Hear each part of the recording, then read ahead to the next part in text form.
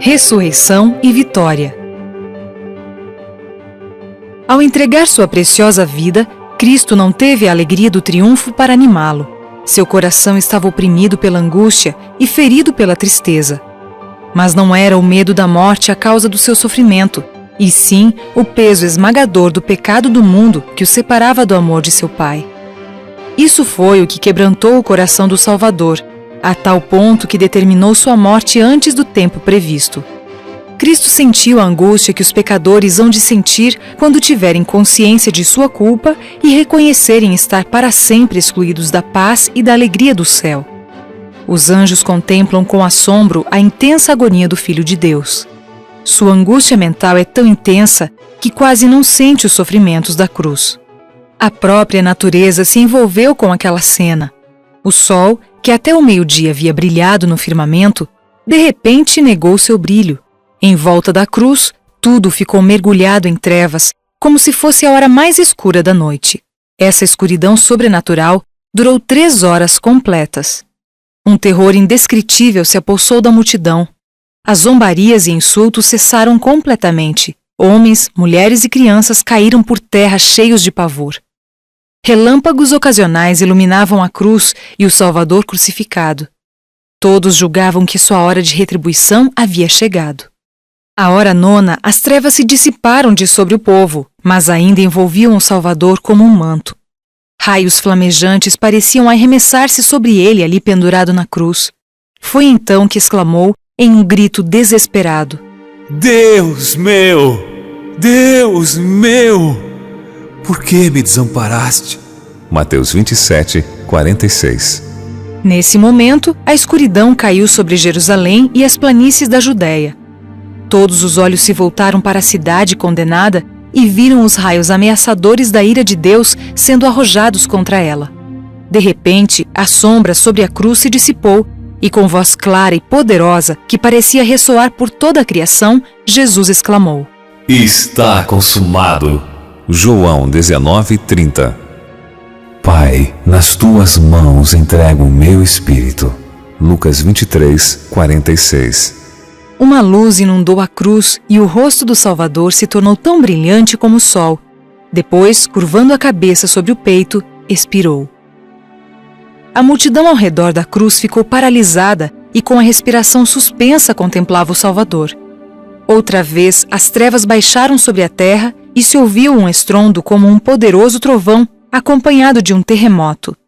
As pessoas foram lançadas umas sobre as outras pelo terremoto. Seguiu-se a mais terrível confusão. Nas montanhas vizinhas, as rochas se fenderam, precipitando-se penhasco abaixo. Os túmulos se abriram, lançando de si seus mortos. Parecia que toda a criação estava se partindo aos pedaços. Sacerdotes, príncipes, soldados e o povo, mudos de terror, jaziam prostrados ao solo. O sacrifício legítimo. Na hora em que Jesus morreu, alguns sacerdotes estavam ministrando no templo em Jerusalém. Eles sentiram o tremor e, no mesmo instante, o véu que separava o lugar santo do Santíssimo rasgou-se de alto a baixo pela mesma mão misteriosa que escreveu as palavras do juízo no palácio de Belsazar. O lugar santíssimo do santuário terrestre não era mais sagrado. Nunca mais a presença de Deus haveria de cobrir o propiciatório. Jamais o favor ou desfavor de Deus seria manifestado pela luz ou sombra nas pedras preciosas do peitoral do sumo sacerdote. O sangue do sacrifício oferecido no templo havia perdido o valor. Ao morrer, o Cordeiro de Deus havia se tornado o sacrifício pelos pecados do mundo. Quando Cristo morreu na cruz do Calvário, abriu-se um caminho novo e vivo destinado tanto aos judeus quanto aos gentios.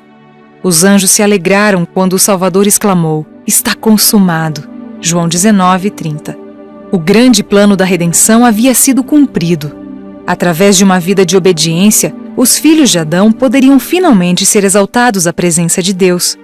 Satanás havia sido derrotado e sabia que seu reino estava perdido. No sepulcro. O Salvador havia sido condenado por crime de conspiração contra o governo romano. Pessoas que eram executadas por esse motivo tinham que ser sepultadas à parte, em um local destinado a tais criminosos. João, o discípulo amado, estremeceu ante a ideia de que o corpo de seu amado mestre pudesse ser levado pelos insensíveis soldados romanos e sepultado em um lugar de desonra. Mas ele não podia evitar isso e tampouco tinha alguma influência junto a Pilatos.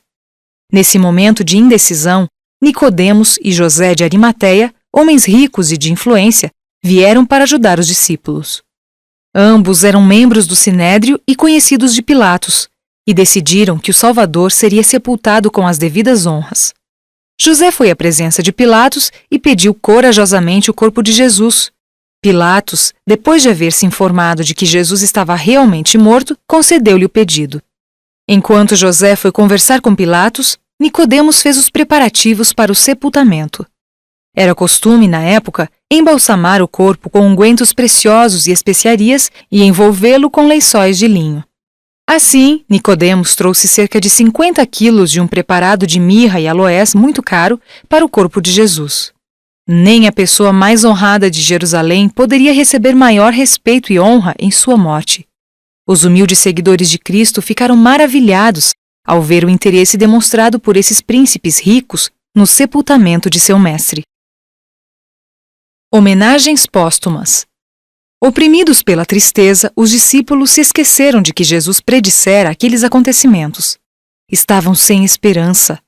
Nem José, nem Nicodemos aceitaram a Jesus como Salvador abertamente enquanto ele vivia, mas tinham ouvido seus ensinos e acompanharam bem de perto cada passo de seu ministério. Embora os discípulos tivessem esquecido as palavras do Salvador acerca de sua morte, José e Nicodemos se lembravam muito bem delas.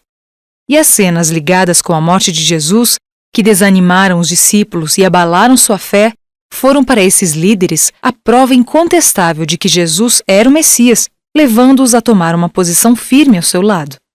O apoio desses homens ricos e honrados foi extremamente oportuno naquela ocasião. Eles podiam fazer por seu mestre morto o que era impossível aos pobres discípulos. Com delicadeza e reverência, removeram da cruz com as próprias mãos o corpo de Cristo. Lágrimas de compaixão fluíam livremente ao contemplarem o corpo ferido e dilacerado do Mestre. José possuía um sepulcro novo talhado na rocha. Ele o havia construído para seu próprio uso, mas agora o destinara a Jesus.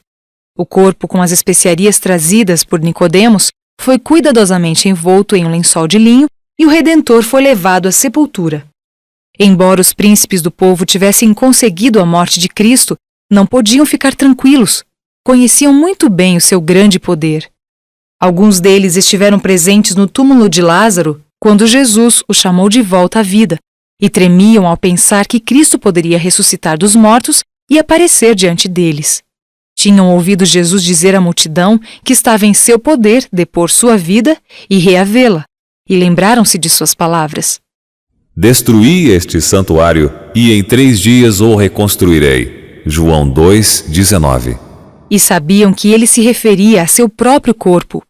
Judas lhes havia dito que em sua última viagem a Jerusalém, ele teria dito: Eis que subimos para Jerusalém, e o Filho do Homem será entregue aos principais sacerdotes e aos escribas. Eles o condenarão à morte e o entregarão aos gentios para ser escarnecido, açoitado e crucificado. Mas ao terceiro dia ressurgirá. Mateus 20:18 e 19. Recordavam-se agora de muitas coisas que ele havia dito, predizendo sua ressurreição, e por mais que quisessem, não conseguiam se livrar das apreensões. Como seu pai, o diabo, acreditavam e tremiam. Todas as coisas confirmavam que Jesus era o Filho de Deus. À noite não conseguiam dormir e viviam, agora que Jesus estava morto, mais preocupados com ele do que quando estava vivo. Decididos a fazer tudo o que pudessem para reter Jesus no túmulo, pediram a Pilatos para selar e guardar o sepulcro até o terceiro dia. Pilatos enviou uma guarda à disposição dos sacerdotes e disse: Aí tendes uma escolta, ide e guardai o sepulcro como bem vos parecer. Indo eles, montaram guarda ao sepulcro, selando a pedra e deixando ali a escolta. Mateus 27, 65 e 66. Ressuscitou. A entrada do sepulcro havia sido fechada com uma grande pedra e foi guardada com a máxima segurança. O selo do Império Romano fora colocado de tal maneira que a pedra não poderia ser removida sem rompê-lo. Uma escolta de soldados romanos montava a guarda ao redor, mantendo estrita vigilância para que o corpo não fosse molestado. Alguns guardas rondavam constantemente enquanto outros descansavam no chão. Havia, porém, outra guarda perto do túmulo. Anjos poderosos enviados do céu estavam ali. Apenas um desses anjos tinha força suficiente para destruir todo o exército romano. A noite que precedeu a manhã do primeiro dia da semana se arrastou lentamente e se aproximou à hora mais escura antes do alvorecer. Um dos mais poderosos anjos do céu foi enviado. Seu rosto brilhava como um relâmpago e suas vestes eram brancas como a neve. As trevas fugiam à sua passagem e o céu inteiro foi iluminado com o brilho de sua glória. Os soldados adormecidos despertaram e se colocaram em posição de sentido. Com assombro e admiração, olharam o céu aberto e a visão resplandecente que dele se aproximava. A terra tremia e arquejava à aproximação do poderoso ser celestial. O anjo veio para cumprir uma missão gloriosa, e a velocidade e o poder de seu voo sacudiram a terra em forte comoção. Soldados, oficiais e sentinelas caíram por terra como mortos. Havia ainda outra guarda presente na entrada do sepulcro, formada por espíritos maus. Cristo estava morto e Satanás, como dono do império da morte, exigia para si o corpo sem vida de Jesus. Os anjos de Satanás estavam presentes para se certificar de que nenhum poder poderia arrebatar Jesus de seu domínio. Mas quando o mensageiro poderoso enviado do trono de Deus se aproximou, eles fugiram de terror ante aquela visão. Ressurgindo vitorioso. O anjo rolou a grande pedra que selava o túmulo como se fosse um seixo e com voz poderosa que fez a terra tremer, bradou: Jesus, Filho de Deus, teu Pai te chama. Então aquele que conquistara o poder sobre a morte saiu do sepulcro triunfante e proclamou: Eu sou a ressurreição e a vida. João 11, 25. A hoste de anjos se curvou em reverente adoração diante do Redentor e o receberam com cânticos de louvor. Ao ressurgir, a terra estremeceu, raios faiscaram e trovões ribombaram. Um terremoto assinalou a hora em que Jesus depôs sua vida. Outro terremoto marcou o momento de sua triunfante ressurreição.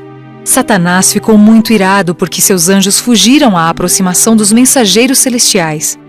Ele ousara acalentar a esperança de que Cristo não tornaria a vida e que o plano da salvação fracassaria. Mas quando viu o Salvador sair do túmulo triunfante, perdeu completamente a esperança. Sabia que seu reino teria fim e que finalmente seria destruído.